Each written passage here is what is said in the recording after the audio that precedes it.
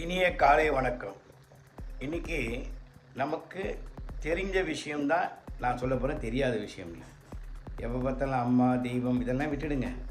நண்பர்கள் விட்டுடுங்க.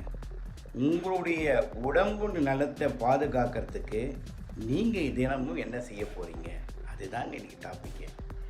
ஏங்க கடவுள் ரொம்ப கஷ்டப்பட்டு தண்ணி ஊற்றி அந்த தண்ணியில் வரக்கூடிய மரம் மாதிரி உங்கள் பெற்ற தாய் தகப்பன் உங்களை குழந்தை ரூபத்திலேருந்து இந்த நிலைமை கொண்டு வந்திருக்காங்க. நீங்களும் ஒரு தாய் தகப்பனாக மாறிடுறீங்க.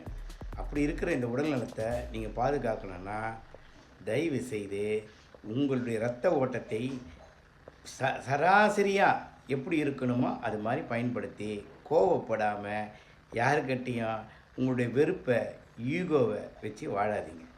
ஆமாங்க, சும்மா இன்றைக்கி இருக்கிற குழந்தைங்கள்லாம் தான் புத்திசாலின்னு சொல்லிட்டு பெற்றவர்களை கேவலமாகவும் அவமானம் படுத்துறாங்க. அதில் நீங்கள் ஒரு